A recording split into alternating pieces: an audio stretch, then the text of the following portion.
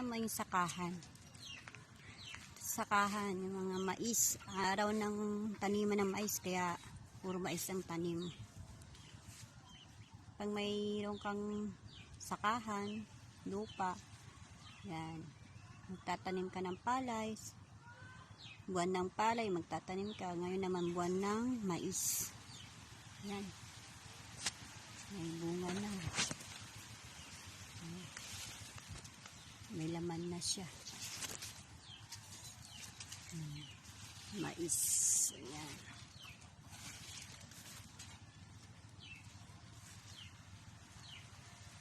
Lawak niya.